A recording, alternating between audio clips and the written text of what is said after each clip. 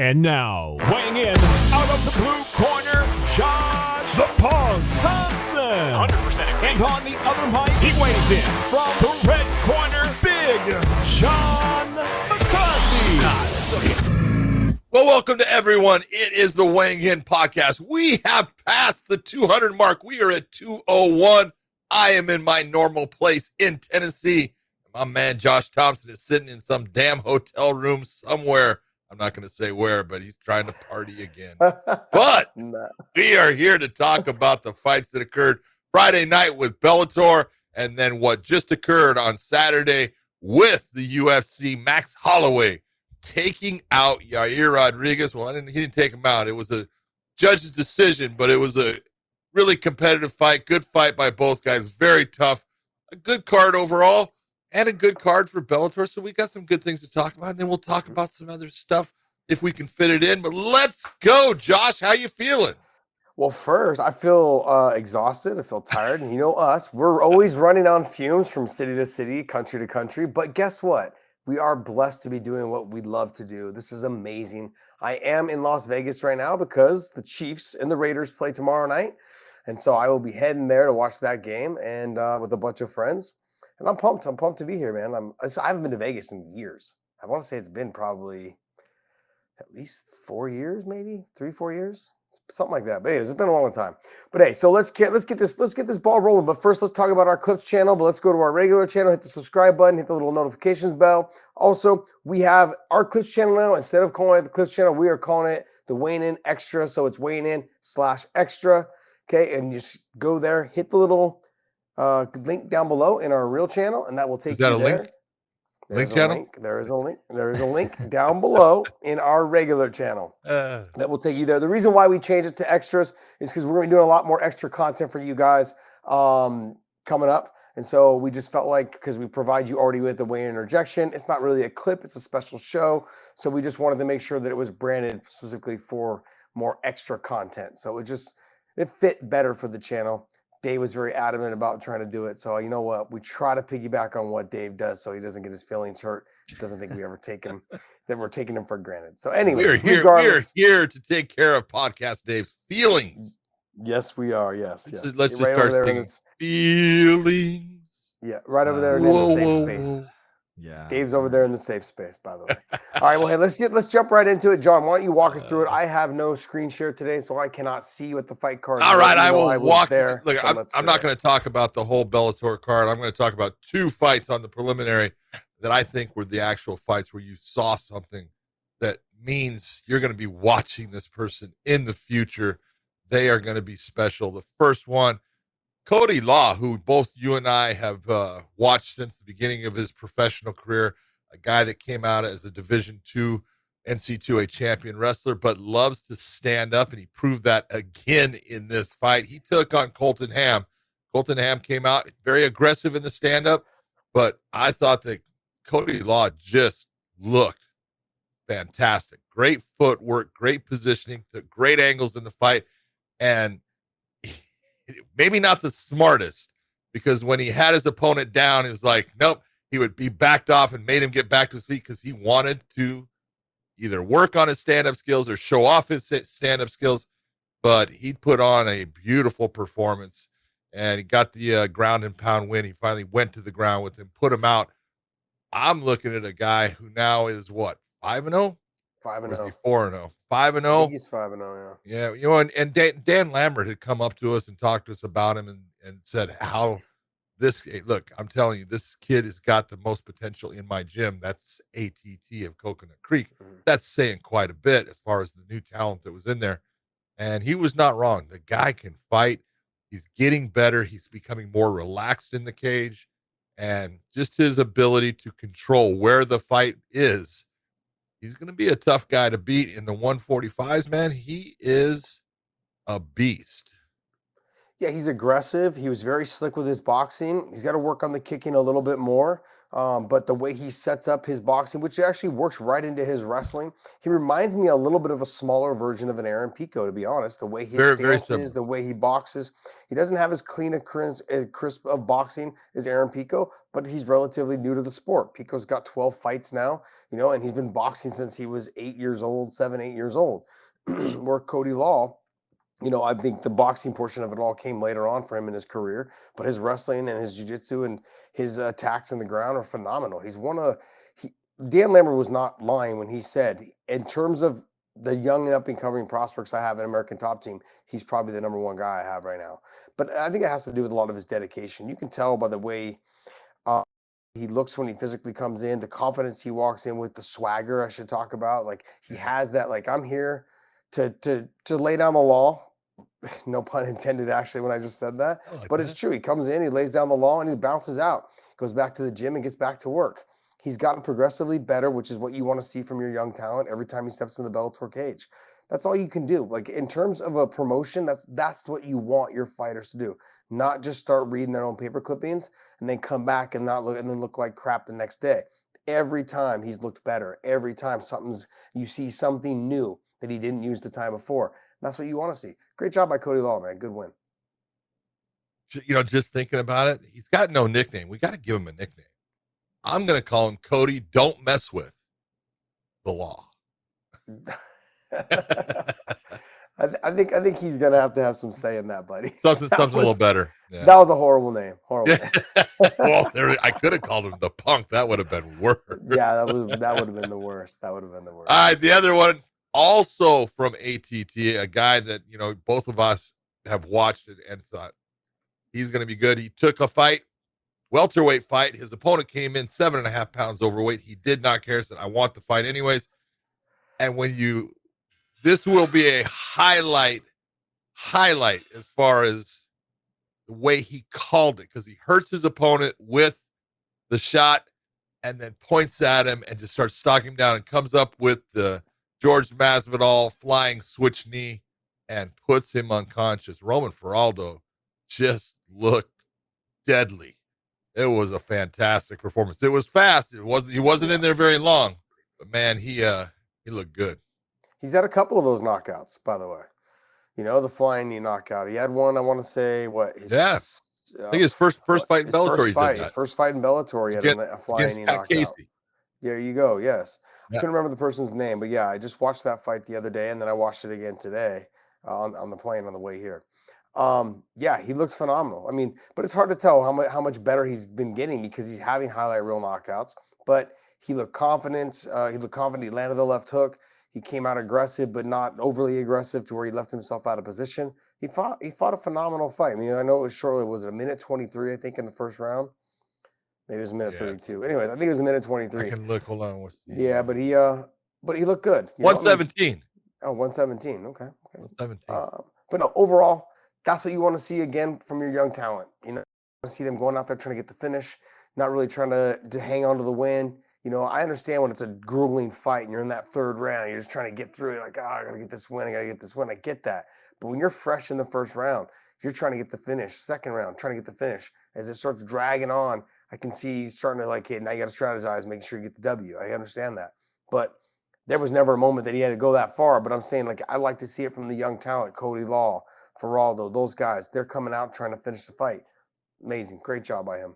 Highlight reel style knockout. Oh. So the card started off. The Babe Ruth style. Yeah, that's why he called his shot. It was awesome. Called his shot, man. You don't see that in fighting. That was a cool moment. But as soon as I see Dave, I'm going to call my shot. Podcast Dave.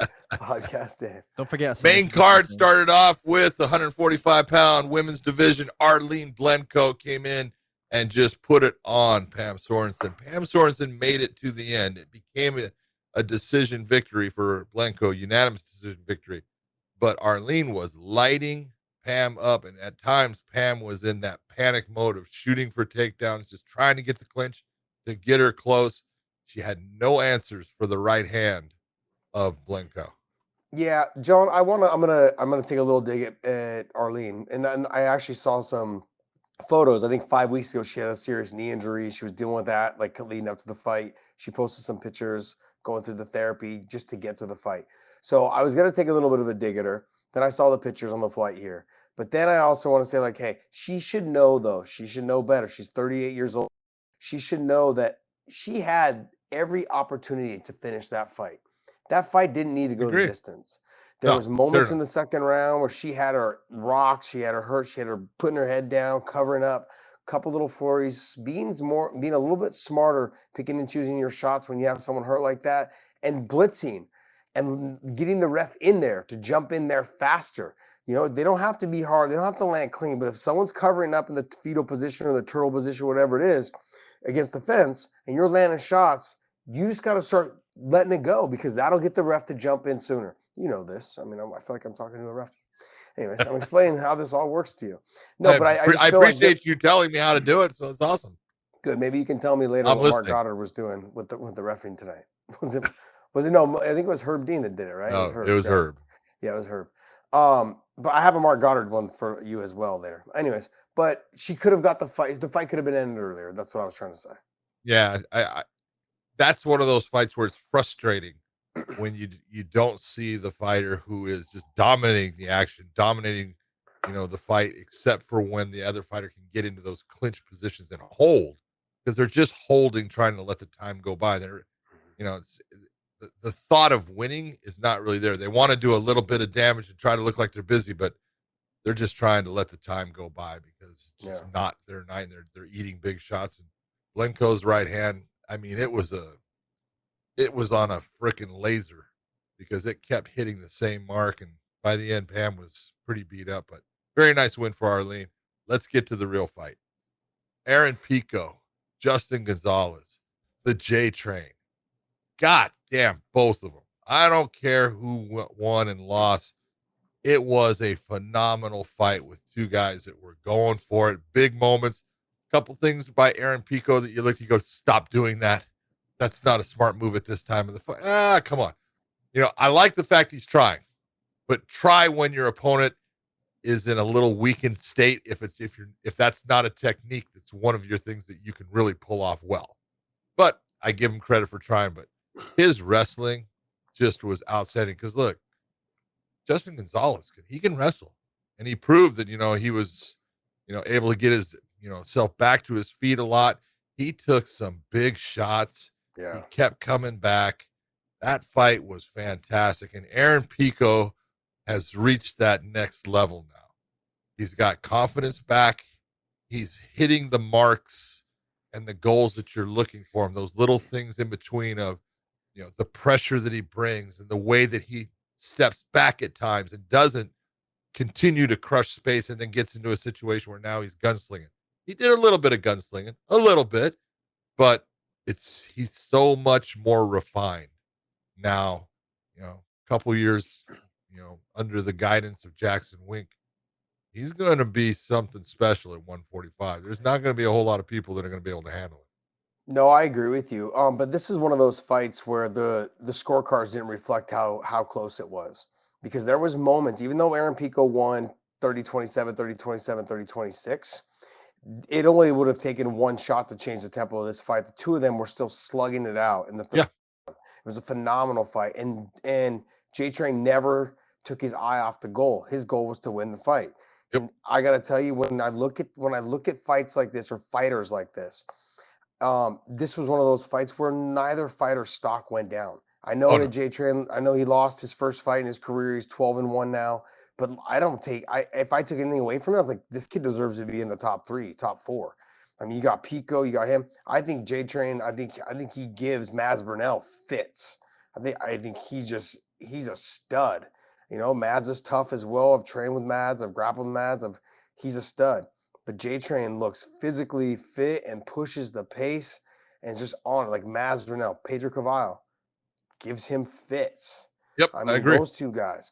I mean, I could see the style in which he fights. Adam Boric, he give Adam a little bit of a fit too. Because remember how Mike Hamill gave Adam some fits in that fight. I know Mike Hamill came in a little bit overweight, but J-Train has a very similar style of aggressiveness and wrestling, and that could be a tough fight for Adam Boric as well.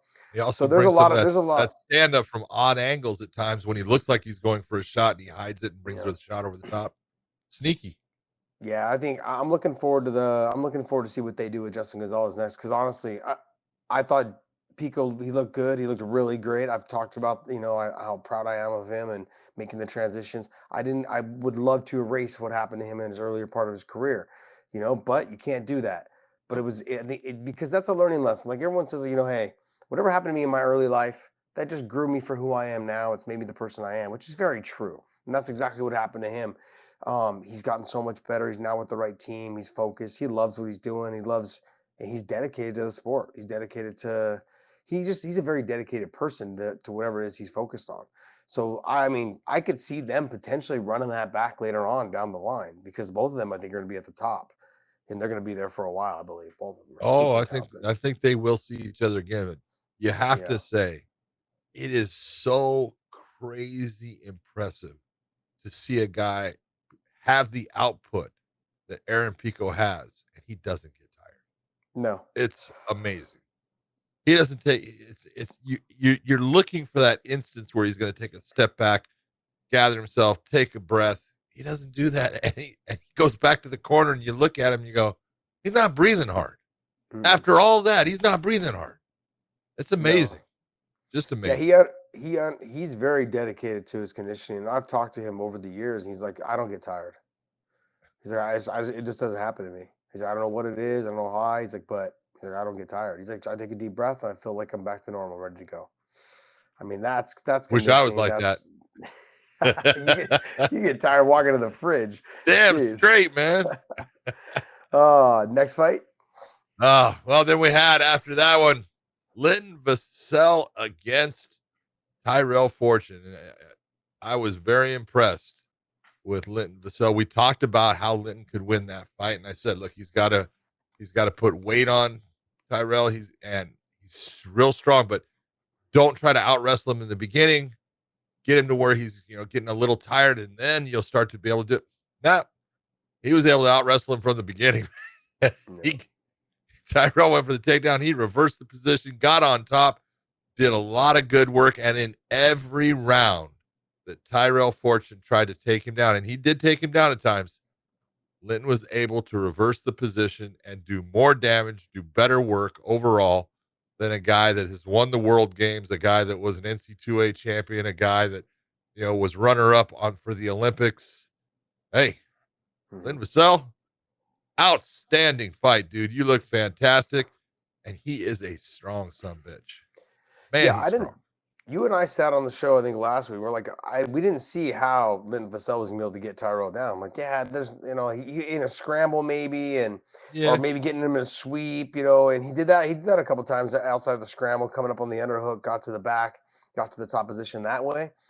But I didn't see him getting takedowns on Tyrell Fortune. And once he started getting takedowns on him, it just changed the attitude of Tyrell Fortune. He wasn't really the same fighter. He felt like there was never a place he was safe. I mean, I felt like he was good on the feet in terms of he could have taken a step back. The speed was a factor. He was touching Linton Vassell up with the hands. Yeah, faster hands. And then he started squishing the space and then Linton was able to grab him and then take him down. And I think it was his coach, Todd Lawley, right? Trevor Lawley. Trevor Lawley was screaming at him, get out of the clinch or whatever it was. Like, I was like, man. And we break off. Separate. We tell them all the time to wrestle, but when the wrestling's not going your way, you got to make the adjustment. You got to make the changes. Like if you take him down and then he ends up on top, that means that it's not working for you. He's better than you on the ground then. So, and they had trained together before in the past, but people don't understand. And Linton Vassell was like, oh no, he's good. He does this. He played it off pretty well. It's like, but I feel confident. And then Tyrell said like, oh, he's good if he gets on top of you. Well, he got on top of you, dude. And proved that. You had a heart. You couldn't get away from him. No. So, I mean, if I was going to say there was a fight that kind of really shocked me in the night, that was the fight that shocked me the most. I was expecting more out of Tyrell in terms of the boxing and the wrestling. But look, this is a lesson learned. I saw he had brought out some stuff because he was listening to a bunch of haters on his Instagram. And so I sent him a private message and I was like, hey, stop reading the comments, man. Turn the social media off just for today. Turn the social media off for today. So I mean, look, those people will never fight. He just needs to understand that and just move on. He's gonna learn a lot from this. He got better after his loss to Tim Johnson. He'll get better after this fight. So it happens. I agree. I agree. And next. And then we had the main event. We had Cris Cyborg taking on Sinead Kavanagh. I went through this whole thing about Cris Cyborg fighting different. She's a smarter fighter now. She's much more into using fight IQ. She definitely did that with Arlene Blenko. She did it with Julia Budd. She did it in her last fight beautifully with Leslie Smith, never rushing in, never getting into that gunslinging battle for no reason. And I knew she was going to do that same kind of fight IQ with Sinead Kavanagh. And I was dead wrong because she got into the gunslinging battles. She bit down and started slinging. Now she came out on top in that, but you're taking chances, man. That's just not this. There's times you can do that, but you're taking big chances when you're doing it, especially early in the fight. When you're doing it early in the fight, you're not truly prepared as far as getting hit. It's a little bit different. You kind of get, I call it building a callus as the fight goes on, as far as getting hit, and it doesn't affect you quite as much until you start getting tired and those things. But you get into a gunslinging battle with someone that can actually sling back, it's a 50-50. Now, she got it. You could see that when Sinead hit her, Cris kind of smiled. So I think she thought, you can't hurt me. And then she put her out, two big right hands, put her down, hammer fist. It was all over. She went out.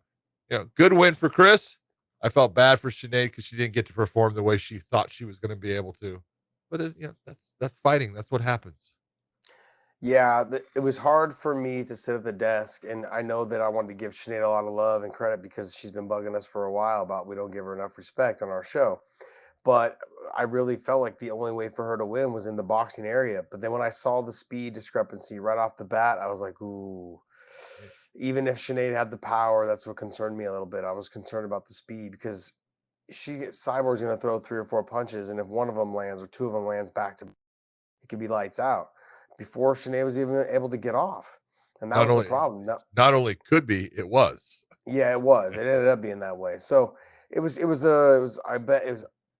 when I'm watching it, I'm thinking to myself, man, I feel bad for her because she's been waiting so long for that shot, and I'm watching it go down, and I'm like, this is not what she wanted. But in her defense, she was able to stop, the takedown defense. Her takedown defense was on point. I think she expected Cris to try to take her down. She was able to do that. I mean, there's a lot you could take some takeaways from that, some good takeaways from that. If you're Sinead, it wasn't the outcome you wanted. I know it's upsetting, but you're not the only one that's been there and has come back and been able to get back to a title shot. So we'll see. There's a lot that needs to happen. I don't know what's going to happen with that division because you've got Kat Zingano, who's been ready for a while, but for some reason they just haven't got that fight together. And then you've got Kayla Harrison, who's in the background, that's a free agent now. And so she's going to come over, and what's going to happen. And I don't know. I feel like we have certain fighters on our roster that demand a lot of money. And so and certain fighters that want to be on the roster that will demand even more money. Yes, exactly. So it's one of those fights. Now to go back to what Cris was saying, it's one of those fights everyone wants to see. Everyone wants to see Kayla Harrison and Cyborg. Well, everyone wants to see it. Yeah. So I'm pumped for that fight if it does happen.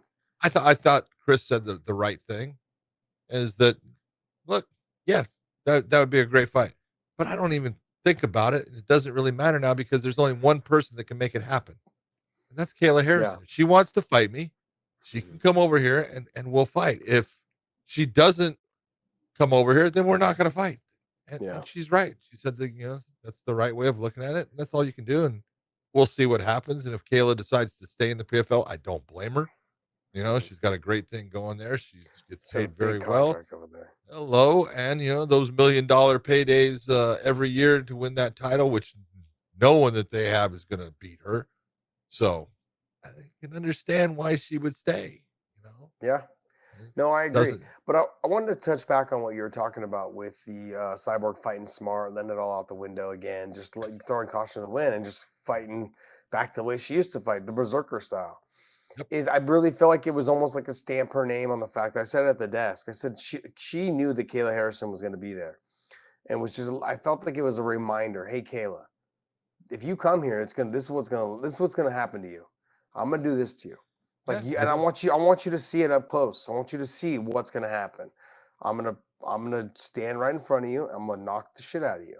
Now I don't know if that's gonna be able to do it. I don't know if she's gonna be able to do it, but it was one of those. I'm gonna send a message, and you're gonna see it right here because I see you're sitting front row. I'm gonna send a message to you that if you come here, this is what's gonna happen to you. I thought it was I don't know if that's really what it was about, but that's what it felt like. Just to be honest, because she knew that she was there. Very possible. And when you sit there, this is what's going to happen to you. Would it happen to her? Can't say, but there is things, and this is what I'm talking about. When I talk about Kayla, I talk about not her and her ability, because she's fantastic. But even when she's fighting some of the women that she's fighting right now who are not of her level, they're just not. But they'll come at her and she'll do things that you look and you go, you can't do that against a good fighter.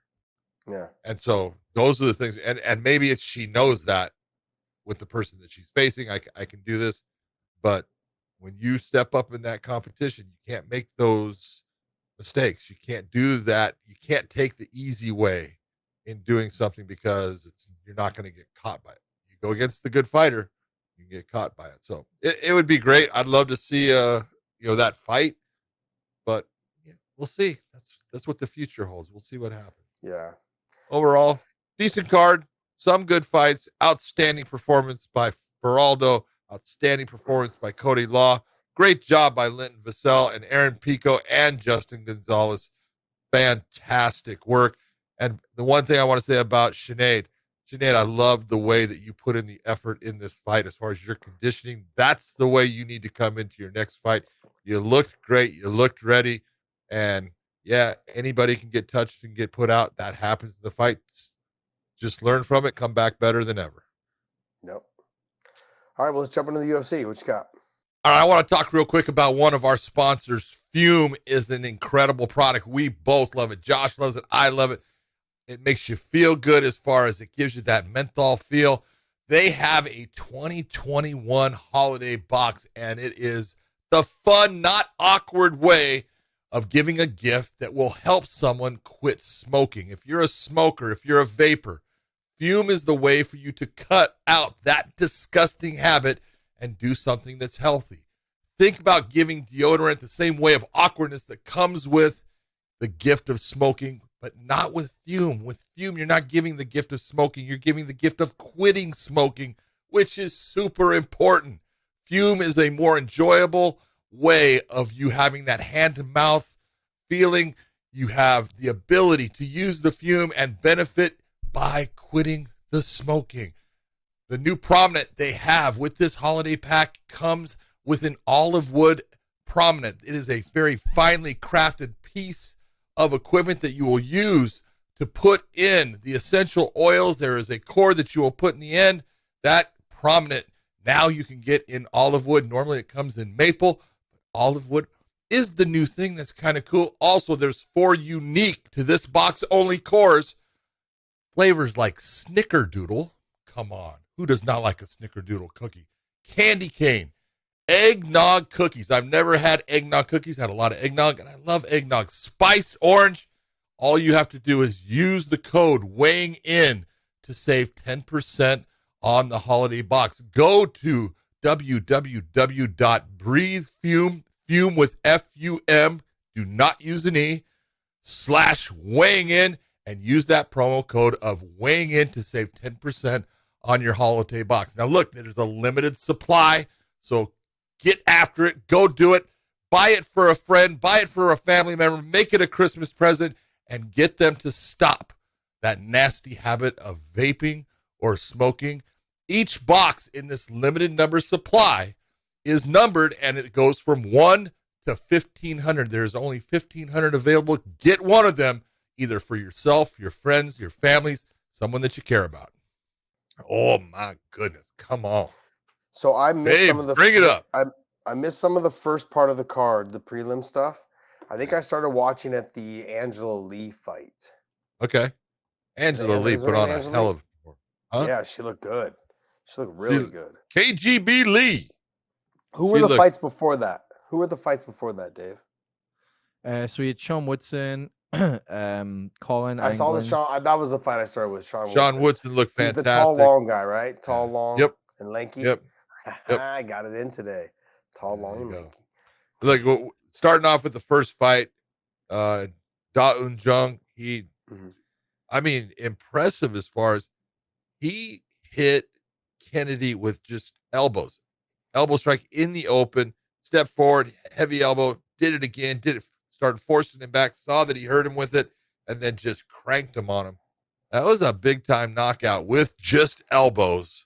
Wow. That dude's strong and he's got snap, man. He is a powerful person. So, because we've seen Kennedy take a lot of damage and come back, and man, those elbows just lit him up. So that was a very impressive performance by Jung, I thought. So you didn't get to see it, but it was impressive. Trust me. Okay. It was impressive. I believe you. Rafael Alves had a great performance against Mark Diakese. Man, you talk about quickly jumping the guillotine. Nice move. Hurt him got him going backwards, jumped that guillotine, got the freaking submission. Outstanding job. So we'll go through that real quick. You saw the Sean Woodson fight. Yeah. Courtney Casey had a very good fight. It was a decision. It was one of only 2 decisions on the night. But she dominated the fight, fought very smart, very well throughout it. Sean Woodson, man, at 145 pounds, I'm looking at the waistline of him and his opponent, and it's like freaking unbelievable how long and lanky. And that kid, this is the second time that I've watched him. He goes to the body beautifully, and you look and you try to tell guys all the time, go to the body. Look at it. You're hurting me. Look where his hands are. Go to the body. It's open. Man, he does that well, and he put it on his opponent. Colin, was it Anglin? I want to say Colin Anglin. I watched him, fight before. I watched him in the Dana White thing. Man, he had no answers for anything. No, when you're fighting somebody that tall and that long, like they don't even have to be fast because they're already out of the way. So when he lands and he brings his arm back, you're already this far away. You can't get to him. So it's like I saw his opponent would throw the punch and he was still missing by like 6 inches. He was missing 7 by 6 inches. inches. Yeah, easily. Yeah. And I'm thinking to myself, you're never gonna fucking hit this guy. Like what the fuck?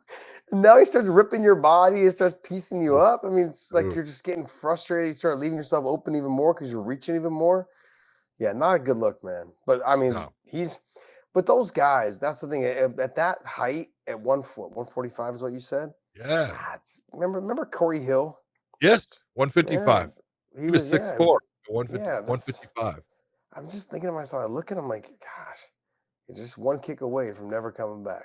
One kick away from that leg going. Yeah. Like think about the guys that have happened to, right? I mean, Anderson, Chris Weidman. Who else has happened to it? Oh my God. Tyron Spong. Tyron Spong had it. Jose Pele, Landy Johns had it. Yeah. Really? Landy did, huh? Oh my God. Yeah. Against Brian Gassaway. Oh man. It was nasty. In fact, Morrow and I were actually calling that fight when it happened. As soon as it happened, I go, he broke his leg. Affliction?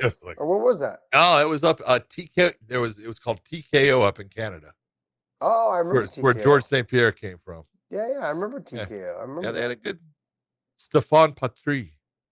He was Landy Jones. I haven't heard that name. Pele. I haven't heard his name in a long time. His fight with Chuck Liddell was fucking classic. Oh, dude, he got so beat up. Dude, but it was a classic fight. He was stuck in that fishnet freaking thing they had on the bottom rope. Yeah. Chuck was punching him. He's pulling the rope down, so he's stuck in like a giant tuna in there, and Chuck is punching him. I was like, that's just wrong. He was not a big guy either. No, he really wasn't. But dude, he was crazy, and he was a good fighter, man. He was the guy. You take a look at everyone coming out of, shoot the box, and from Curitiba, he was the leader. He was the guy for a while.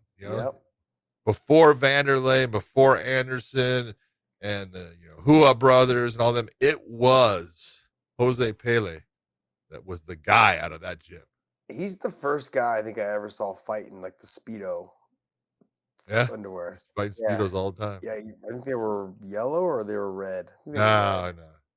Really? Was it? He wore red? Normally he wore black. Maybe it was. Who do I think? Who wore those that were red? Ken Shamrock. Ken did. Yeah. Somebody else wore some that were yellow. I can't remember who. Anyways, I don't want to get into people's junk. Let's talk about that. And, you saw Andrea Lee against Cynthia Carvalho. Yes. Carvalho. Man, Andrea Lee looked good. It was the tip kicks. It was the toe kicks to the body. She was killing her to the body. And I'm watching them, and I'm like, you know, and I all respect to Paul Felder and Mike. I love him. I'm like, she's hurt to the body. Yeah. You're not seeing it. She's hurt to the body, and then she hit her with another one, and they go, I think that hurt her body. You think? So yeah, funny. she's fucking dying, you know. And it's like, but Lee kept on. Just you could see how Cynthia was just slowing down, having problems. Cynthia needs to really take a step back. Yeah. I think, you know, she's in that position where now, how many losses in a row is that for her? I think it's. Let's see. She had a win in the middle of there somewhere. Did she? 3 in a row. Okay. No, 3 in a row. 3 in a row now. But I mean, she had one win, and then she had like 2 or 3 losses before that. Nah, she didn't. She only had one against Carla Esparza. That was she lost to Carla, and she had that draw with Marina. But 3 losses in a row. Look at all to good opposition. Yeah. So, but there comes that point where now things are starting to break down, and take a step back, get yourself back into a camp where you're feeling comfortable. Take a step back in at least competition. Go to you know, Sean Shelby and Mick and say, hey, I just want to take a step back. I'm gonna regroup. Give me someone in this position here, and I'm gonna start making, you know, another, you know, charge towards being ranked. Sometimes having that number by your name is not good. No, she needs to do what Aaron Pico did. She needs to go find a location where it's more about her. I think she's in Vegas now, and it's just like everyone that trains in Vegas, if you're not self-driven, like I don't know if she seems very self-driven, but it's not about you. You go to all these other gyms. You bounce from gym to gym to gym. That's not for everyone, and I don't think it's for her. I mean, from what I can get, and I know she just got there, and it's always hard to have, you know, your 1 or 2 fights with another gym, your first 2 fights with another gym.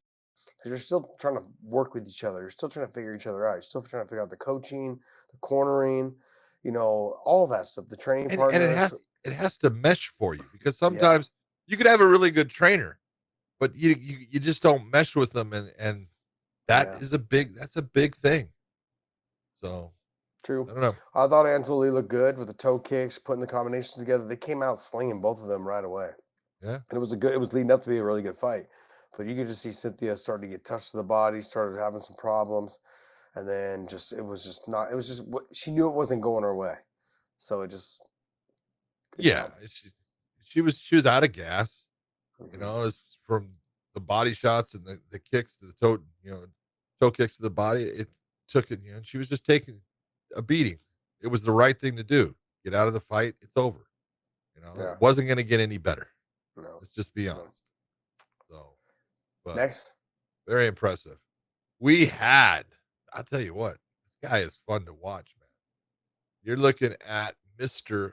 Joel Alvarez, who took on a guy that you really are impressed by in Moises. Yeah. He destroyed him. Yeah.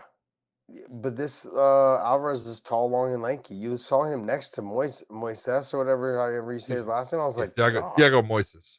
Yeah. I was like, geez, man, he's freaking huge. He was tall. He was landing. His shots looked like they were putting Moises back on his heels. He had no answer. Like he felt like he was being bullied around the cage. That doesn't seem very common for him. Yeah. You know, and I mean, overall, it was a very dominant performance by Alvarez. I'm looking forward to seeing him in the future. I want to see where he goes, because at his length and the way that he fights, and he's got a very good ground game, he's going to go someplace. Who do you match him up with then? That's it. 55. So who do you match him up with? 155. Got to put on that top 15. Who's in that top 15, Dave?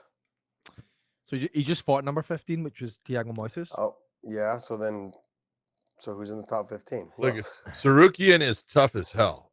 Yeah. I like Sarukian, and I think Arman Sarukian would be a a great fight to watch. Brad Riddle's tough as hell. Again, but I think Riddle's got a fight coming up. But how about someone like Gregor Gillespie, a guy that's a wrestler?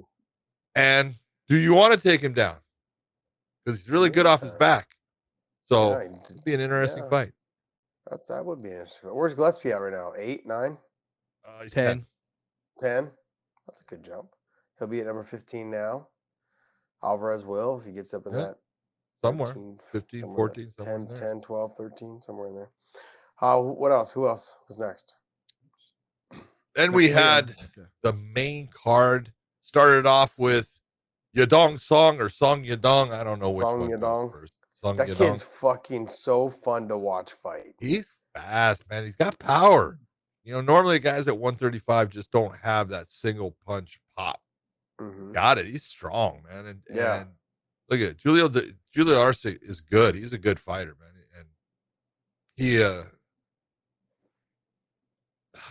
power starts to alter people's perception of what they can do. And in the first round, I thought Yadong landed some really good shots that had Julio kind of unsure of when he could attack and what he could do. And then he came out in the second round and he was really upping it up. Yeah. You know, revving that up, going after him and stuff. But when you do that, it also leaves more openings at times. And he got caught, you know, and that was a big shot that, you know, put him down. And then this kid's good at 135. I don't know what he's ranked right now, but he's, you know, the 135s in the UFC are phenomenal as far as division. They got studs there. And I mean, it's going to be hard to move anywhere in, but he's down at 15 right now. He's got to be starting to move up.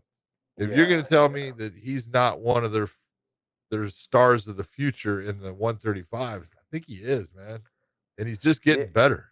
This weight class has the best weight class in the sport right now. All of the fighters, I mean, you look, because, you know, Bellator is going to do their 135 bantamweight tournament. We've got 16, probably 15, 16 top bantamweights in the world. You look at the UFC's bantamweights. They've got 15 to 20 top bantamweights, maybe even more, we don't know their names yet. But I'm saying there's 30-something top fighters right now in that weight class. That's very rare you find that across any promotion. And so it's gonna be this next couple, I think, years, I'd say the next year and a half, to be dominated by 135 pounders. I mean, you look at these guys. I mean, think about like Peter Yan, Magomed Magomedov, Rafian Stotts. I mean, like, these fighters are fucking so damn good. I'm just thinking to myself, all of these guys, and like they're across all promotions. I mean, I don't even want to get into one, because one is just built. Oh yeah, small guys. They got some killers over there. Yeah. But so, yeah, it makes for a great conversation though. I'm not going to play the what ifs from promotion to promotion, because I'm done doing that. I told myself that.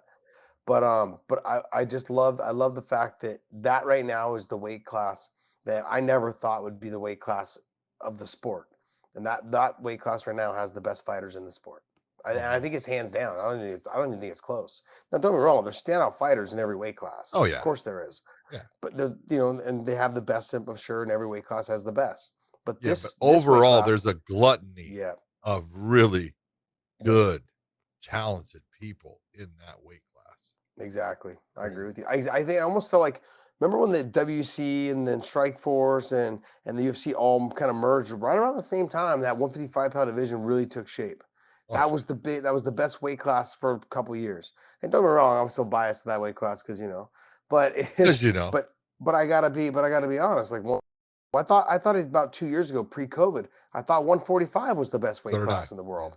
And then COVID hit. And during that time, Volkanovski came, Patricio came. They kind of settled in, and you saw who the best 4 or 5. And it really wasn't competitive anymore. It's like, okay, these are the best 2 over here, these are the best 2 over here, and you kind of saw it was making shape.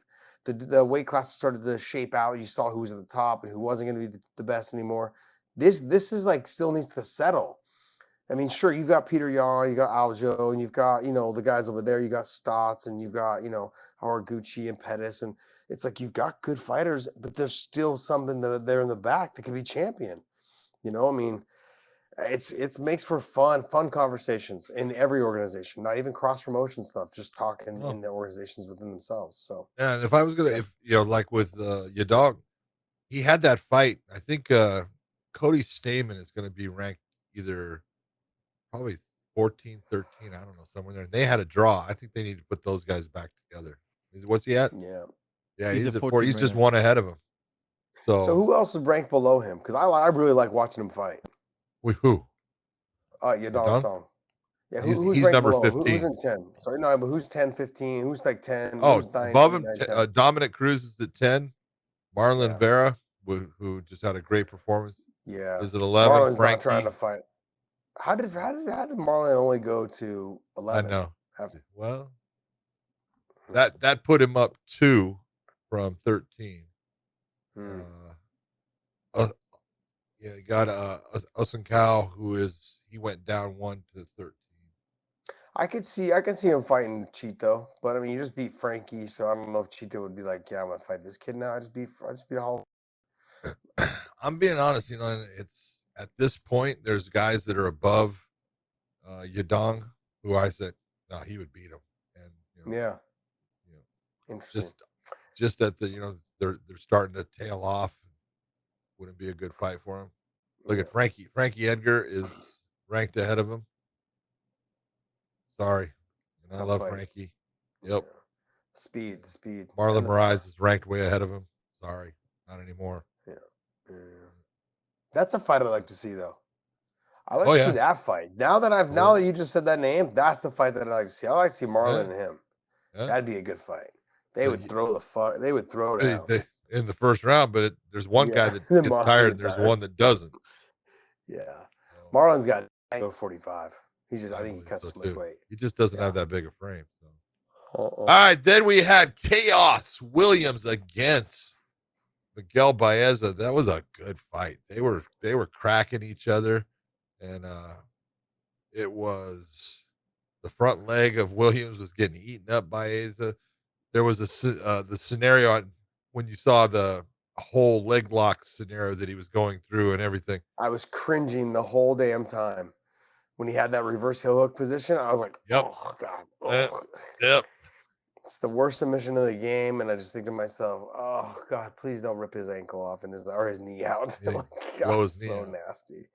So nasty. It was didn't matter how the judges went with it because in the end, he got the big knockout. And that was a beautiful shot that he hit Baeza with. Baeza was trying. No, I didn't think so either. No. It was a good stoppage. He just got woken up and didn't realize what happened. Go watch the video. Those calf kicks were playing dividends tonight, especially in the main event. But some of the other fights as well. The body shots were coming around. The body shots are starting to take off, man. People are starting to figure it out and they're finally getting the idea that, you know what? Body shots make people stop. They make them slow down. Their output is not as much. They don't move as much. Hello? It's an effective technique. Keep going back to it. Felicia Spencer against Lee Letson. Felicia looked good.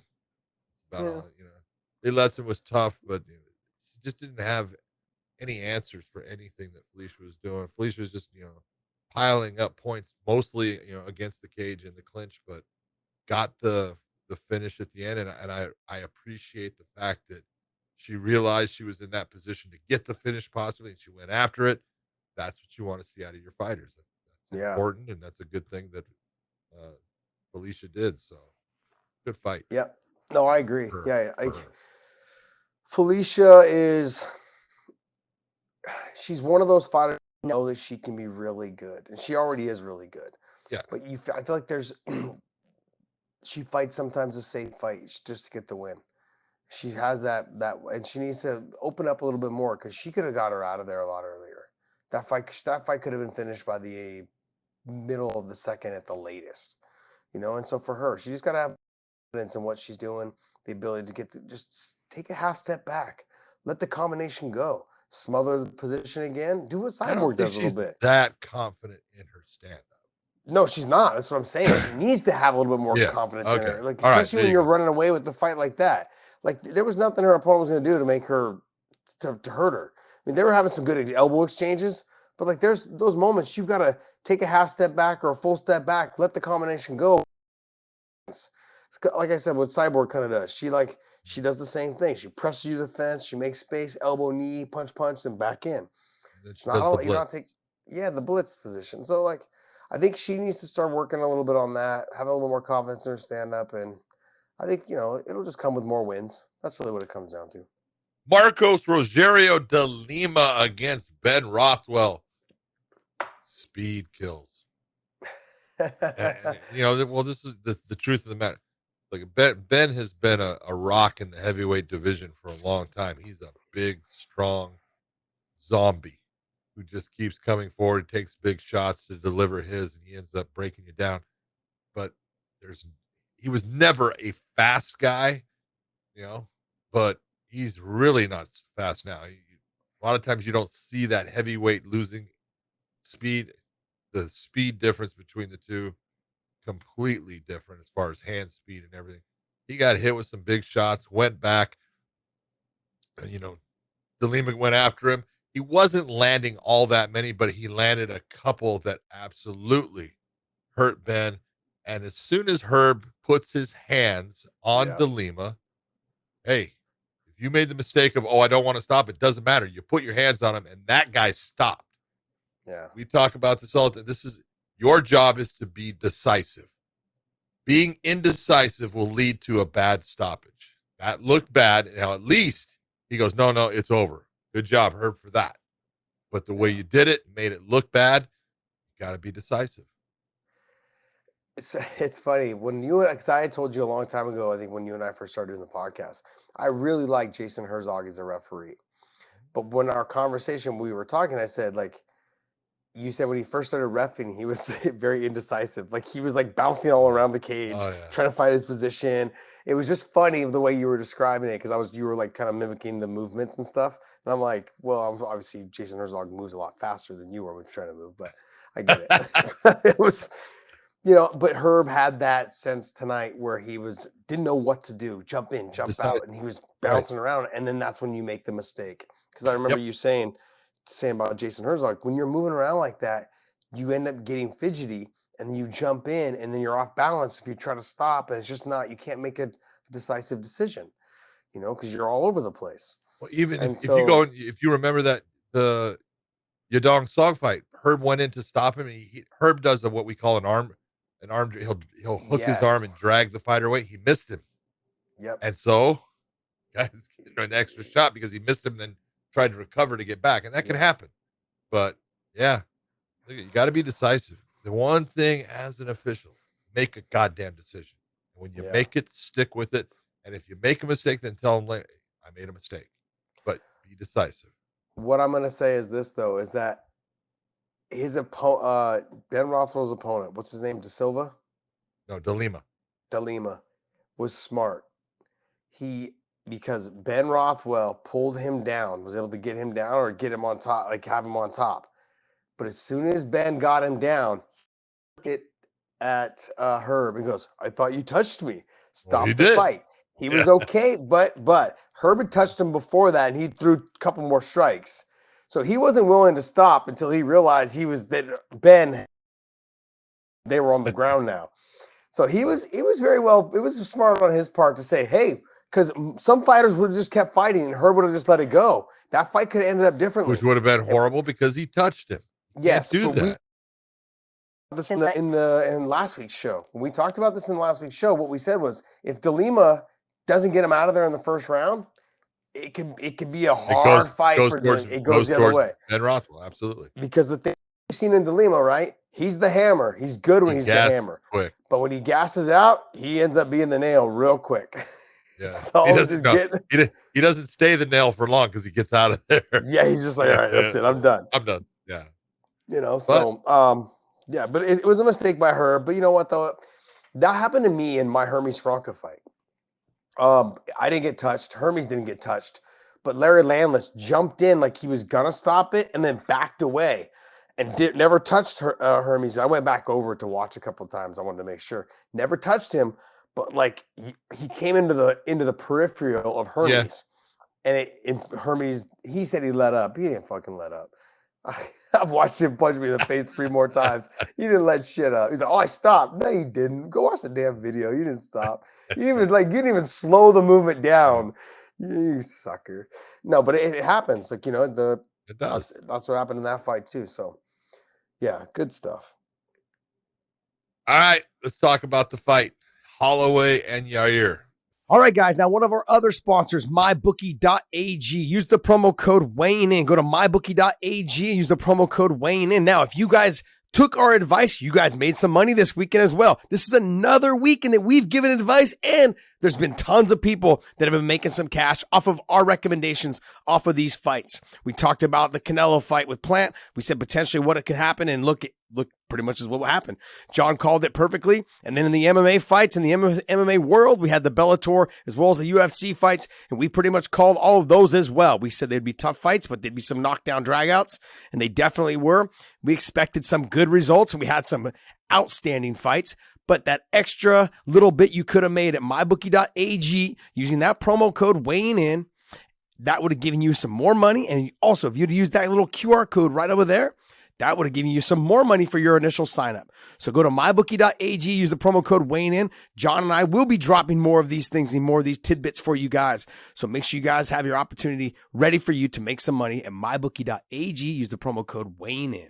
I thought Yair actually fought way better than I thought he was going to after being off that long. The calf kick was a huge tool that he used and used well, and was very accurate in coming back to it throughout the fight. The first round it could go to either guy. I thought Max had his good moments, and I thought that Yair had his good moments. 2, 3, and 4. Those are Max Holloway's rounds. Going into that 5th round, Yair was in a position he had to stop Max or get a 10-8 to try to get a draw, in my opinion. And I thought Yair actually won the 5th round.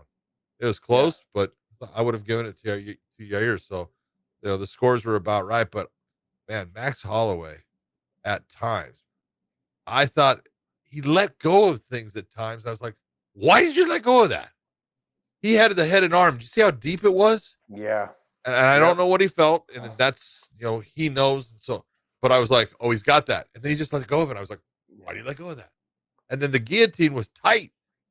He had that one, and you saw Yair, you know, sitting on his ass to try to spin out, and it was still tight. And it's like, he let go of it. I'm like, why did he let go of it? But he knows why. Yeah, but a lot of times too, like for someone who has as much output as he has in the striking, there's a reason. You don't go chasing submissions that you potentially know aren't going to finish.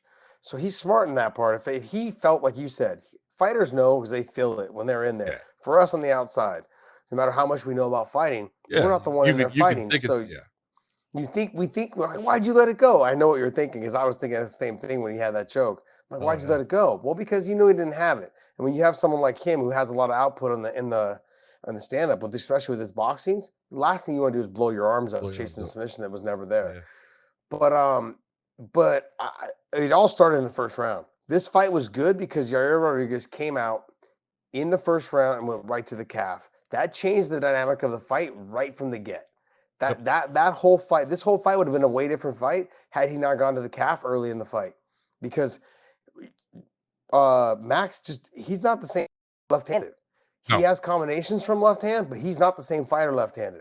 And way better in the orthodox stance than he is in the southpaw stance. Yeah, and his confidence, and like he doesn't kick a whole lot normally. He does kick, but doesn't kick a whole lot. These guys are going to have problems. Like, going to have problems with people that kick. Everyone's going to have problems with fucking Yair. Now, I've been very critical of Yair. Everyone knows this. It's listening to our channel. You have. I am very critical of him, but I'm critical of him based off of the outside of the cage performance stuff. You know, the things that have been said, the things that how he handles, you know, his fight contracts, not contract, but the way he approaches, never really makes it to the fight, that kind of stuff.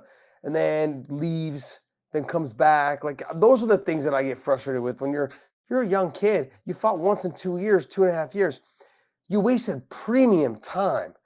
To be the champion. I mean, if you, like, the progressions you would have made, like, during that time, if you were active, God, I mean, I really believe he'd probably be champion with that type of performance. The way he kicks, the way his conditioning is, he puts things together that no one does. You know, I mean, him and the Zabit And he's fight got would a have been chin, one man. of the. Yeah, he's got a chin. Him and the Zabit fight would have been one of the best fights Oh. probably ever.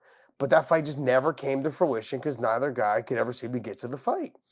But this fight all started off when Max was a minus 700 going into this fight. I would have never have guessed that. I would have never have guessed it was a minus 700. I would have said maybe like a minus 300, 350. I would have thought something like that because of the time off. Yeah. Never 700. I would have never have thought 700. Like we've seen, like with the style of kicks that he has, the up elbow, the spinning, that little. Dude, he spinning, hit Max with that up elbow. Yeah, he did. Right when he's up, it's like, how the hell did you get that off? He connected a little bit with that little.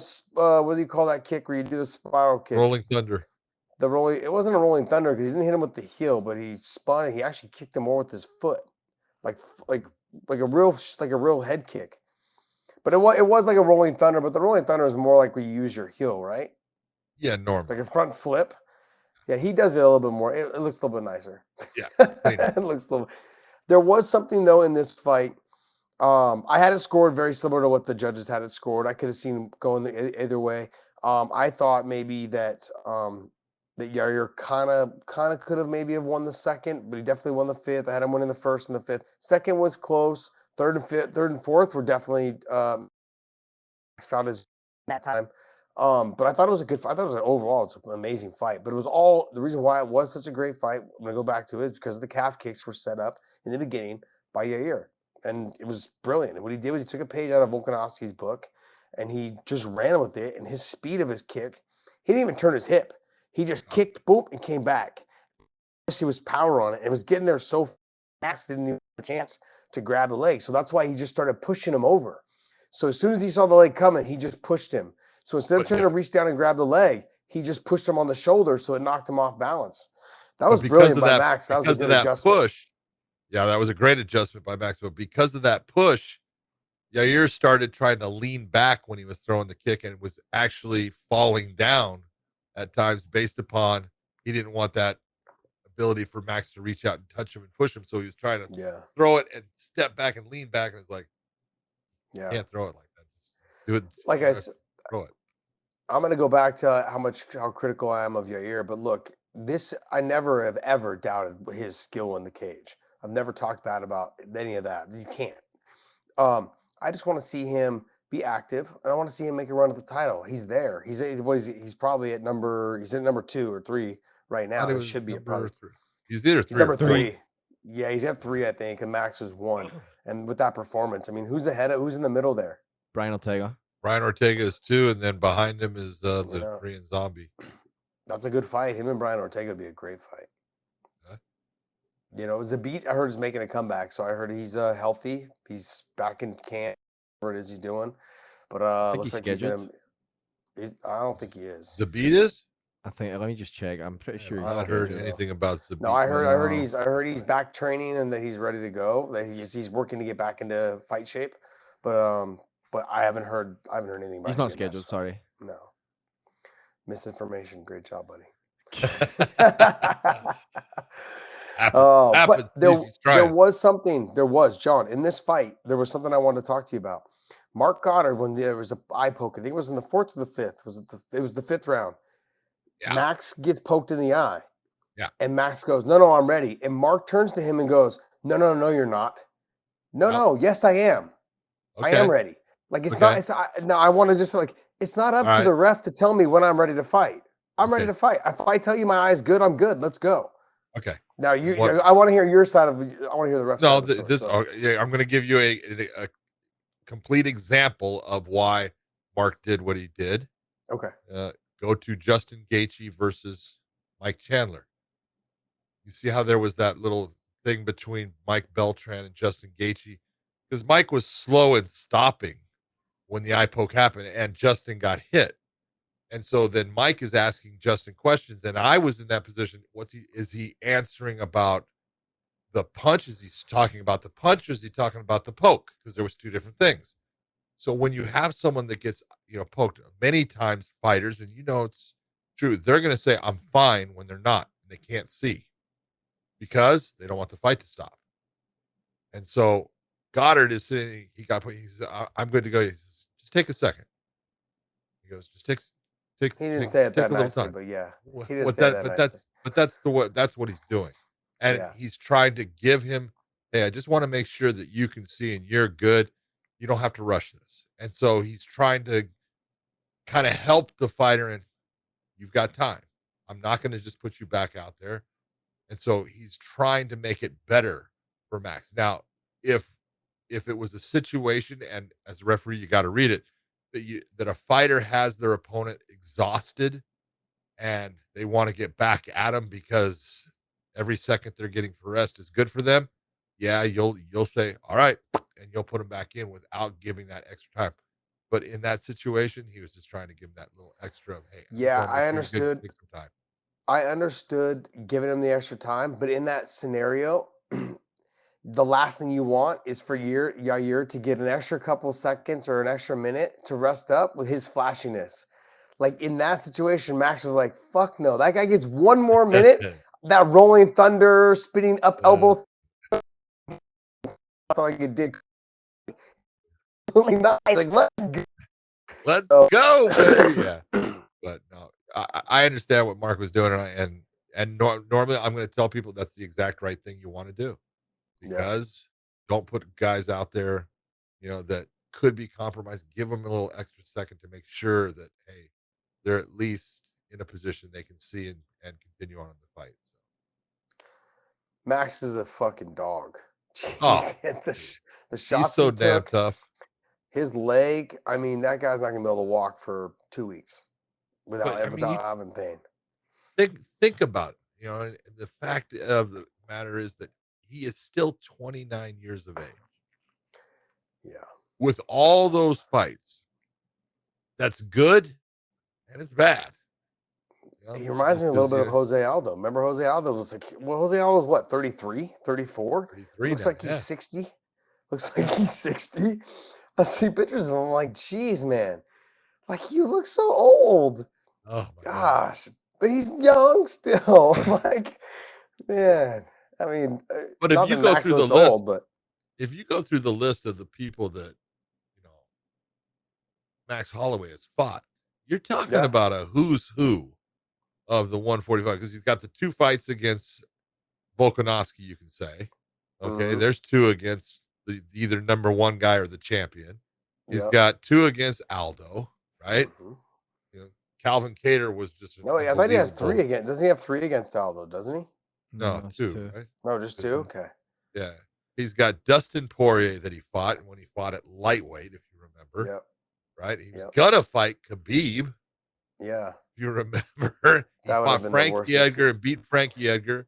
He has the fight against Ortega, right? And Calvin Kattar. And I can't even remember past those. Pettis, that's right. Stevens. He beat Pettis to get the fight for that was the interim title, so he could then fight Aldo. I mean, there's so many, and you just look at the people that guy's fought.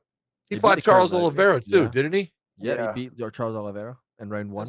I mean, fought Connor. He's fought it. The guys, the who's who. When I look at people's resumes, right? I'm not going to go too far back, because when I look at, like, say, BJ Penn and GSP, you go through the list of people they fought. They fought fucking everyone. BJ Penn fought everyone. You know what I mean? Like, I can't look at that. So, but with these guys, the current guys, I don't know if I've ever seen. It's Dustin Poirier and it's Max Holloway.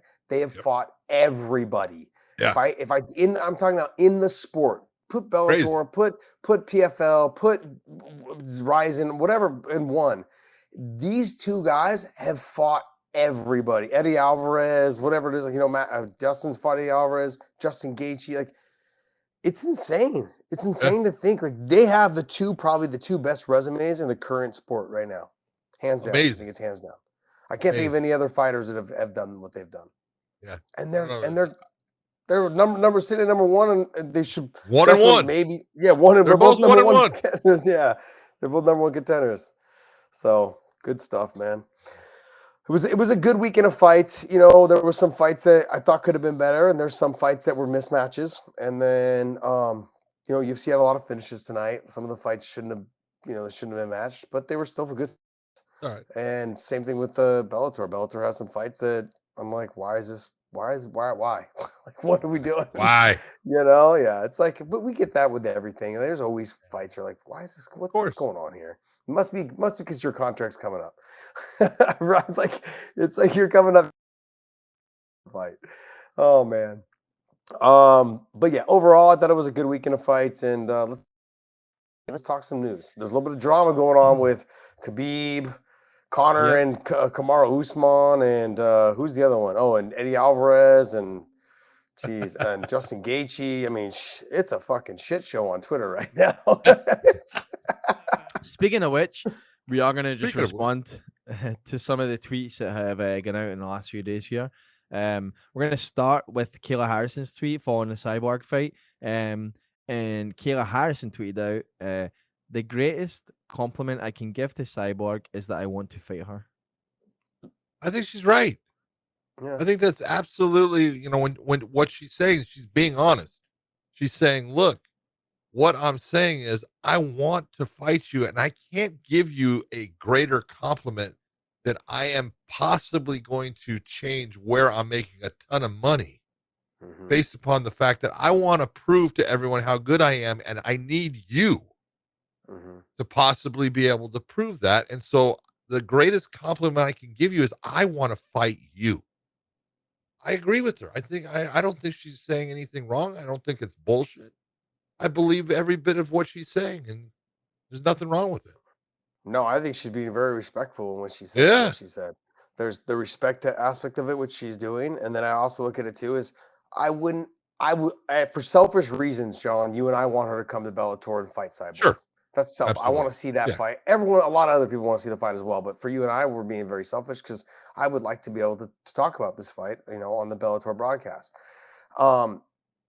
But then again, I also look at it and I don't blame her if she stays where she's at and just continues to mow down the competition that's in front of her and make $1 million a year. Yeah. These other fighters that have been fighting for 10 years are not making $1 million a year yet, and she's doing it every year like clockwork. Like, oh, okay, what? Who? Lambs to the slaughter. Bring them to me. Let's go. Like, she's just like, sign my check. That's all she's doing. So I wouldn't be mad if she didn't come. I'd be disappointed, but I wouldn't be mad, and I would understand. No. And like I said, I'm always on the fighter's side in terms of you do what you do to make money. And I've always said that, and I've been one of the biggest supporters of Eddie Alvarez, going wherever the money was because he made more money everywhere he went, and Kayla Harrison, I would love to see that fight happen, but if it doesn't happen, stay at PFL. I don't see her going to the UFC because UFC, as much as they talk about her and Amanda Nunes, and they could fight, and she hangs with Amanda Nunes, they're not fighting. They're not fighting. They're not going to fight. I don't see that one happening. Yeah. Basically out of the same gym. Sometimes train at different times, but sometimes train together. Yeah. And, the thing is, though, John, how do you, if you're, let's pretend we're Scott Coker for a moment, okay, without us losing our jobs. Let's pretend we're Scott Coker right now. If we're Scott Coker and we know that she needs our champion to validate herself, don't get me wrong, she's great. She's a great she's successful in the PFL, but she needs Cris Cyborg to validate her MMA career. Yes. Do you offer her? What do you offer her? Let's just say, she's making. Let's just say, I think I've been hearing she makes around $500,000 a fight, which is amazing. Okay. Awesome. Good for her. Absolutely crazy, but crazy amount of money. Absolutely, I'm happy for her. Yeah. But she needs Cyborg to validate her MMA career. If I'm Scott Coker, I say, hey, you come over and you fight Cyborg, I'll pay you $250. If you win that fight, I'll pay you another $250 to make it $500. And then on, we can give you the bump to whatever it is. But I'm not going to have you come here and pay you the same you're making over there. And if you lose, then I'm stuck paying you the same. Like, you've got to win the fight. You've got to win the fight. I don't even know if 250 would be you could even say less because, like I said, she needs Cyborg, and she needs Bellator because Cyborg is in Bellator. She needs if she wants to say, hey, see, I told everyone I'm as good as I've been showing the world. Well, okay, there's another way to look at it, and I'm not. Again, I have no idea, so I am just. Yeah, neither one of us do. total speculation. That's what we're playing. We're role playing here. Yeah, the total speculation is, okay, let's talk about the PFL. Does the PFL want her back? That's another thing. Yeah. Okay, and I'm not saying, obviously they want her as a fighter and as a spokesperson, representation of their brand. But like you say, they're paying her a lot of money, and then she's making that $1 million thing at the end, and you can only pay, a person so much for so long when the competition that you can bring them is not that good, because it becomes, is this counterproductive for our company? So it could be, and I'm not saying it is, it could be that PFL is going to say they're not going to offer her that same contract that she had before. That could be a problem for her, and that, that offer is not on the table for her. So now it is what else is out there. I'm not saying that's what's happened, but these things happen, and they happen all the time with, fighters and promoters saying, I can't pay you the same thing as I did in the past. And yeah, she's in the position where she deserves to get paid what she's made in the past, as far as she hasn't lost. Yeah. She's done her job every time with the person that you're putting in front of her. So and I'm not saying that I know that that's what's occurring, but it could. And I've seen it happen before. And so there's all kinds of things. You never know. But I would love to see her come over, because I love great competition. And I know she's a phenomenal athlete. She's a great fighter. She brings a certain skill set that obviously is better than Cris Cyborg's in certain areas. And Cris Cyborg brings a skill set that obviously is better than Kayla's in certain areas. That would make it a fun fight. So, you know what she brings also? She brings a little bit of swagger. Oh, she got a lot of swagger. I like that about her. The way she is, when we saw her at the event, the Bellator event this Friday, she's messing around with Austin Vanderford, Paige Van Zandt, just talking trash, just having she's has that personality of, it's like, I know who I am. It's fun. It's fun to have that type of energy, I think, involved in whatever promotion you're involved. Well, Josh, she listens to our show. She told me, she goes, I listen to you guys. I go, uh-oh. John's like, oh shit, what did Josh say to piss her off? No, I'm thinking, oh man, I stepped in it again. Oh geez, it was so great, right? And what I mean by swagger, you guys, when we're having this conversation, is as she walks off, she's like, I've taken Austin Vanderford down. Oh, she did. She has never taken me down. She's like, bullshit. Did you hear what I told Austin? I said, dude, if I was working out, I'd let her take me down. What is wrong with you, dude? As long as she don't throw me on my head, we good. That's it. What else you got, Dave? So actually I meant to slot this in before the Twitter thing, but there was the news of George Masvidal falling out of the fight with Leon Edwards, and then names that have asked to step in publicly are amongst Chimaev and Nick Diaz, Bilal Muhammad. Others have all offered to step in and fill this slot. I think the Nick Diaz thing is cool. I think it's perfect. You got Chimaev, I understand, because that fight was made before, and then Chimaev got COVID, so that fight fell out. But to me, the Nick Diaz thing, based upon Leon's last fight with Nate, I think that's the perfect thing. I think it's great sell. I think it's an easy thing for you to put. I think it's something that Leon looks at and goes, yes, I'll take that fight over the Chimaev fight. Just everything about it. Nick Diaz, boom. Yeah, Nick Diaz to the rescue. What scared Dana and all the other people that are saying that he doesn't deserve a title shot? It's because Nate Diaz is not a 70-pounder. Should be a 55-pounder. Sure, he's tall, long, and lanky, but he's not a big 70-pounder. He's not physically strong. No. And so he's not most of his career at 55. At 55, yeah. So now step in, bigger brother. Okay, and if bigger brother touches you the way that Nate did, you probably ain't getting up. You probably going to be lights out, or he's going to get you in a submission. So it could be any of those things. But that, I think, also brings back in the Nate Diaz conversation. That puts Nate right back into, or not Nate, but Nick right back into the mix as well.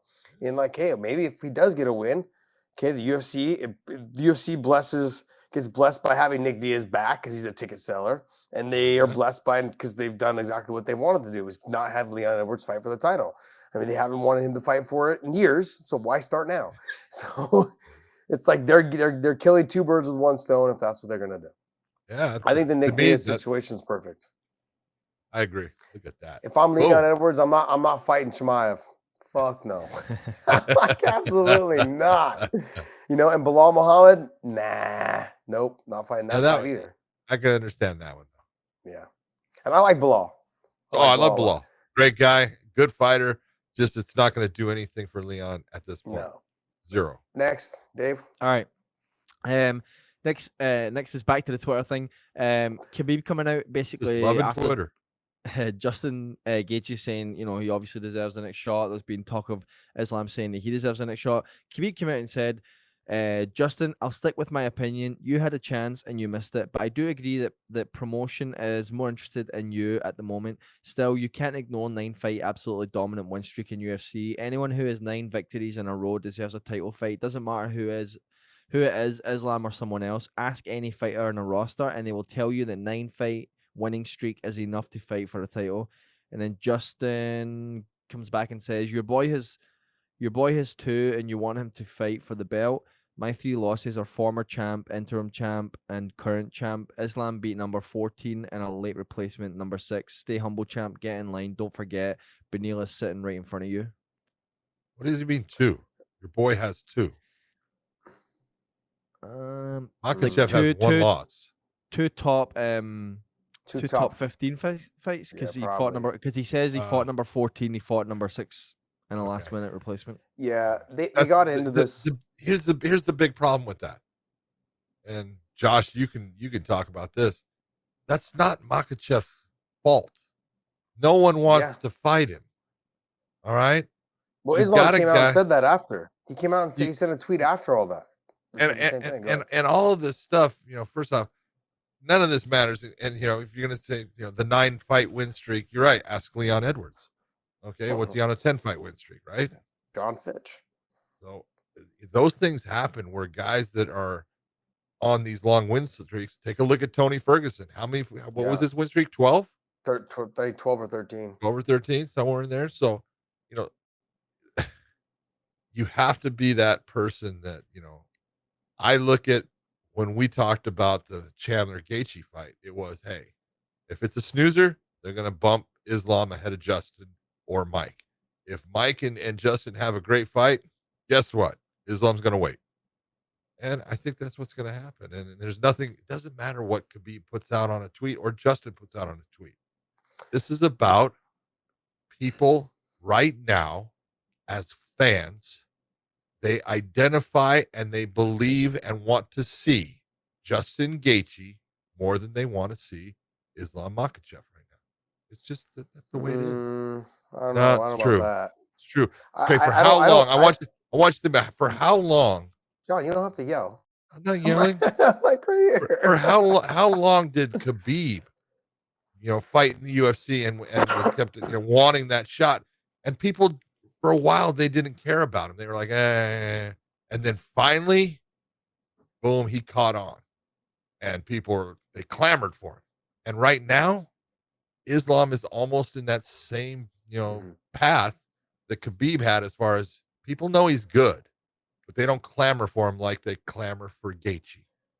You know, he's called the human highlight reel, and people will look and think that he's going to perform and have a more entertaining fight than Islam right at this moment. I honestly think that's the truth. No, I can agree with that, but I also believe that you don't take someone with a support. Okay, when I'm talking about pay-per-view buys, and if I'm on promotion, who's going to sell more pay-per-view buys? Islam Makhachev is going to sell more pay-per-view buys. And maybe people are looking at me going like, I agree. Justin Gaethje is a highlight reel, walking highlight reel. Okay, but when it comes down to the amount of people, when it comes to the support from other countries, not just in the U.S., who's going to pay-per-view doesn't go to a lot of other countries. It doesn't go to a lot of other countries, but there's a lot of Russians and Muslims that live in the U.S., Canada. Okay. And they will buy, and they will buy. They will support. They will support, and they will support because because he's also not just because he's Muslim and because he's Russian, but because he's Khabib's boy.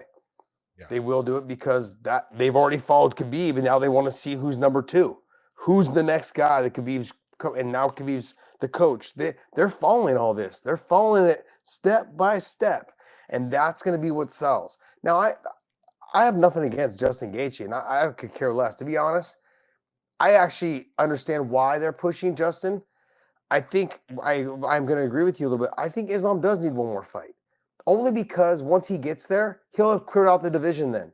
I think if he beats Benil, and then let's just say, who else would he fight? He's not ahead of, he's number 4. Benil's number 3. Who's number 2? Justin is, and then Dustin Poirier is number 1, and then the champion. The champ. Like, if he beats Benil, then there's no one else left in front of him. And I think after that, he's going to have a hard time. I think the guy he's going to have a hard time with is going to be Dustin Poirier. He'll have a hard time with him a little bit, but he's not going to have a hard time taking him down. He's going to have a hard time finishing him because he's tough, a dog. But I think overall strength and stuff with Charles Oliveira, he's going to be able to handle him. He's going to have to be concerned about the submissions. But like I said, Khabib was the guy that in the room, if you were to say would get caught in a submission, would be him over Islam. Islam on the ground is really crafty, really sneaky good. So, and I'm not trying to, I think when I talk about the Khabib and the Islam thing in comparison, you guys, they're both really good. And I just want people to understand how they're different though, when you start breaking it down by the techniques. And, but overall, I could care less. I actually would like him to get one more fight before he fights for the title, because I know once he does that, there's no one else in front of him. It's just straight to the title, and then he'll be champion for however long he chooses to fight. There might be an up-and-comer that comes in and threatens a little bit, but I don't see somebody else beating him. I think the game plan of how to beat Dustin Poirier was laid out by Khabib. I think Islam follows it to the T. I think Oliveira will be a little bit more difficult because none of them have fought Oliveira. Khabib didn't fight him. None of the other Dagestan fighters have fought him, so that might be a little bit tougher. But the submission threat will be for real there. The stand-up is a little trickier because of the push kick and the style in which he does his stand-up. He's slick. But he's also someone that when you touch him, he doesn't take damage as well. He's got a good chin, but not a great chin, Charles Oliveira. But in that conversation, to go back to what we were talking about, John, I got off track, obviously, when I started talking about the guys. But to get back on track, it's not his fault. No. It's not his fault because fighters didn't want to fight him. It took him forever to get someone to fight him in the top 10. And then that's why the UFC was pushing him so much. No one wants to fight him. That's that. Now, Justin Gaethje, it's not his fault either because Islam has a big support and following, and it's not his fault, but he's coming off of a great performance that he worked hard to get against Michael Chandler. It's flip a coin. It really is to me, honestly. I understand where Khabib's coming from and backing him up. Eddie Alvarez, I don't know if you can pull. Did I send you that tweet also? Yeah. So I was actually looking for a place to throw this in because this did add to the mix. So because he also added in the stuff about Justin Gaethje getting the shot.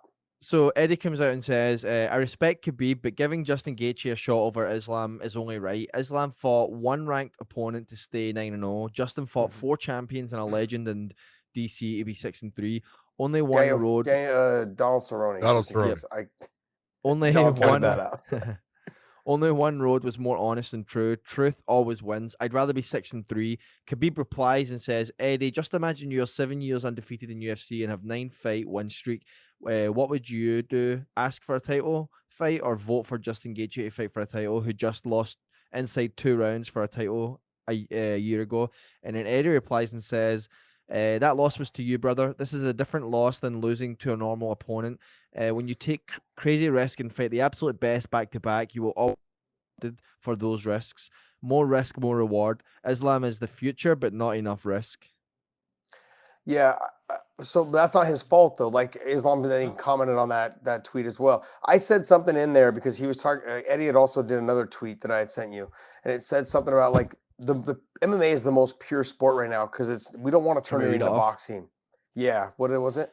So Eddie comes out and says right after, not like within about 20 minutes of that, says, this sport is not boxing, and I hope it never becomes boxing. An undefeated record is as good as the opposition faced. I'd rather have a true and honest 500 record than a questionable, flawless one. MMA is the last honest sport we have left. Keep it that way.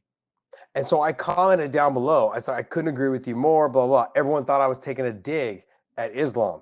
And I'm like, why the fuck? Why? Like, that's the thing. Why would I take a dig at somebody I know and like?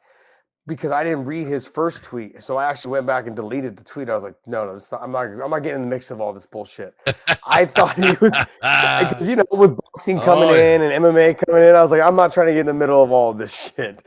So I deleted my tweet. But it really comes out because what he said in that portion of it was true. Boxing, like guys like Julio Cesar Chavez had 50 fights until he fought somebody that had a winning record. It was senior. Julio Cesar Chavez. Not junior. Yeah, the dad. The original. The original. He had 50-something fights before he fought someone really with a winning record. There was he didn't fight anybody that was great, but there was guys in there that had winning records. Yeah, not many of them. but that's the style of boxing, though. That's the thing. Yeah, when you look at fighters, look at boxers, their records are padded.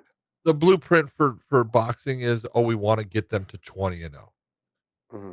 That's the blueprint of promoters and managers, because that's what they can sell to the networks and the Showtimes and those, you know, entities out there. And you're right. They feed them cans and it's not good. And I totally like what Eddie said and I understand what he's saying. Yeah. And, but if you're, you know, in this situation, I don't care who you go with. If you go with Justin, you're going with a freaking monster who's fun to watch, who is a great fighter. If you go with Islam, you're going with a fucking monster who I think is fun to watch and, you know, deserves the shot too. So this is where, if you're the UFC, congratulations, you're in a great spot. Because you can take either guy and put him there. And then the other guy's going to have to wait, but he's going to see the little bit. And it's okay. Go ahead and see the little bit. If you want to fight, I'll give you a fight. Or if you want to wait to face the winner of this one, I'll let that happen. But they're in a good spot because they have, at this time, in the 155-pound division, their top 6, 7, 8, they're good. Yeah. They're good. And they can interplay them all. And depending upon who they match up, you know, it's a hard fight, you know, for one guy over the other. But the whole thing with, you know, Islam and Justin, I kind of like that they're both, you know, going after saying, hey, I want that spot. It's the way you should be. It's good. What you could say is this, is give Justin the next title shot. And then whoever loses the Oliveira and Dustin Poirier fight, Islam fights. There you go. And unless you're that guy that lost that fight and you go, why do I want to fight that dude? Then maybe you should have fought harder to keep the title. There you go. Okay. So, you know, then maybe you have Michael Chandler fight Dariush. That'd be a good fight. A good fight. Both are, I'll take that one. Both fight kind of wild and crazy. Yep. And they both, you know, a little reckless at times. Yeah, a little reckless. Lot reckless if you're Michael Chandler. Yeah. But I think in that whole mix, I wanted to make sure that it was clear that I wasn't taking someone's side. I'm not doing that. I want to get in that mix of all that. It's true though. Boxing, they tend to build their fighters up as a pattern record to sell to the networks, like you were saying. MMA doesn't do that. Okay, whoever's in front of you, that's what they give you. Now, in this situation with Islam, he was having a hard time because people fight him. So it's not his fault. It took him forever to get in the top 10 because no one wanted to take the fight because they'd all heard the buzz around the gyms. That's what's so funny about this sport. Kane had only had one fight for Strikeforce at the time. And reporters were coming in to film like me or Fitch or DC, or not DC, but Koscheck or whatever. And they'd see Kane sparring. Who's that guy? And next thing you know, gyms were talking about like, hey, we're trying to get him a fight. And they're like, no, we're not fighting that guy. We heard. That's how it all happened with Kane. That's why he went to Russia for his second fight. Yes. Because no one wanted to fight him. Nobody wanted to fight him because they were like, no, we're good. We'll pass. That was it. And so that's how, like, this sport is so small that you can't, the gyms talk. Reporters talk to these gyms. Hold on. This sport's so small. How many things do we know that we go, okay, we can't say that. We can't talk about. We can't put that out. We can't talk about that. That's the way this sport is, but it's good. It's all good. Yeah, but we are, because we do work for, and we have a lot of friends that work for the UFC, and I've got friends that work for one. Like, PFL, I don't really know a whole lot of people that work for them, but I do know a lot of the fighters there. So, but we are privy to a little bit more insider information, but we take it upon ourselves not to bring it up versus, and there have been times where I've slipped myself, not you so much, but me, I have. And I've kicked myself in the ass, for saying stuff. And so, but yeah, anyways, I just, that had to be cleared up, those tweets and talked about. So, but it's, I like the fact that they're bickering back and forth, though. It leads for more, it's good drama going forward. Good for the sport. Good for the UFC. Good for the UFC, exactly. Absolutely. All right. Before we go back to Dave, I'm going to ask you, did you see the, let's say, clip that Chael Sonnen put out saying that Frankie Edgar won every minute of his fight with Chito Vera except for 1 second? No, I saw you sent it to me and I just read the headline on it. I didn't watch the video. I love me some Chael. He has lost his mind. Yeah, I mean, yeah. I mean, I don't know. I want to refrain from saying too much. Frankie's my boy. It's just, I don't, he had moments in the fight where, he got to the wrestling, got to the clinch, did some stuff, but yeah, he wasn't winning the fight. Hold on. This is what he said. This is what he said, because Dave just pulled it up. Frankie won every bit of that fight, Sonnen said on his YouTube channel. Frankie won every exchange, every round, and every minute of that fight. He lost 1 second of it. 1 second, and boom, kicked in the mouth, falls down, fight gets stopped. That's a hard way to go out. Frankie definitely proved to us he could still do this. He definitely proved to us he still trains, and he's still in great shape. He's got the speed, he's got the power, and he's got the range. His boxing was on point, digging to the body. Frankie looked great. He lost 1 second. We don't know if we're going to see a future Hall of Famer, a former champion of the world again, because he lost 1 second of a 13.5-minute fight. It is tough, but he doesn't have another title run in him. And maybe it's hard for me to say that because he is a friend of mine. And I heard he had brought up some stuff on his own podcast, and he had laid out what his plans were. I didn't hear it, but so I'm not going to speak on it too much. So I'm going to have to look into that and see exactly what he's talking about doing again. If he's going to carry on, he's not, take some time off, whatever it is. But he's 40 years old now. Yep. I've known him since he was younger. The speed is definitely slowing down.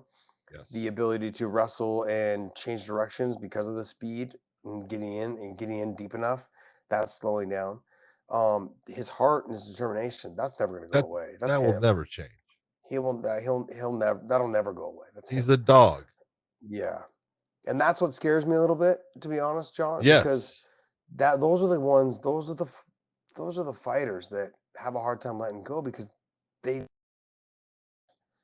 not quitters, and that's the thing is he'll never be a quitter. But I don't want him to. I'm fine with him doing another fight. I just don't want him to make a noise over there, Josh. I am hearing a steamboat. Yeah, I don't know what it is. From you. Fucking hotel, man. Hotel's making noises over here. I love it. Anyways. Yeah, I don't know. I look at it and it's, to me, it's comments like that from Chael. It's like, man, why are you saying that? That's just not true. Yeah. He lost. I thought he won the first round, but after that, he lost just about every second of that fight. Yeah. And he had his little moments of, flash, but it's like, I would rather someone be honest with Frankie and say, hey, man, you have been unbelievable in this sport. You are the representative of this sport in a way that anybody, if I was looking to try to show someone, what the sport is about, I would point to you. You're that kind of guy. You have been that special fighter, that special class act, that ambassador to the sport. You are someone that I want to hold up and put on a pedestal so people see what represents what we do. But I don't want to see you get damaged. I don't want to see you taking abuse and fighting guys that there's no reason to fight. Because I'm being honest at this point, it's almost like the Joe Rogan, Brendan Schaub thing. There's no title shot. It's not going to happen. Yeah. You're not in that mix, especially at 135, what a weight class that we look at and say, look, that's the best overall weight class in the sport right now. And all of them are functioning on point right now. All of them are in their prime. All of them are what Frankie was, 8 years ago. That's it. Okay, so what else you got for us, Dave? No, that's going to wrap us up for this show. We'll have more. Okay. We'll have more news in the midweek. All right. Alrighty. Well, hey, hopefully you guys enjoyed this show. Sorry, there's a little bit of an echo and there's horns and all this other stuff. And I'm working. I'm doing the best I can for you. I'm doing the best I can for you guys. I was afraid of my flight was going to get delayed also because everything out of Atlanta is delayed today. So, but hey, I'm glad I got to do the show. Hit that subscribe button on our YouTube channel. Also, there's a link down below. It'll take you to our clips channel, which we are calling the extra. So it's the Wayne and Extra channel. So we have extra footage and extra clips out of there for you, and extra content basically is what it is. So we're going to be producing a lot more content, other little features for you. So hopefully you guys hit the subscribe button there with the little bell and notifications there as well. And go to ProWrestlingTees.com/WayneIn, use the promo code and pick up one of our shirts to support. Post a picture of you guys wearing it and we'll retweet it, repost it, whatever it is. Tag us in it and let us know. And we will appreciate your guys' support and bearing with me. I'm super tired. John's tired, I know, and I'm flying all around the damn world. We get some time off though, John. We don't have a show until December 3rd. We get to eat too on Thanksgiving. So I'm excited. I'm going to build a sawmill, baby. Jeez, don't cut your fingers off, please. Leave it up to you. Come on. I'll send you a picture of the injury. Please don't. To everyone out there, have a good Sunday, and we will see you.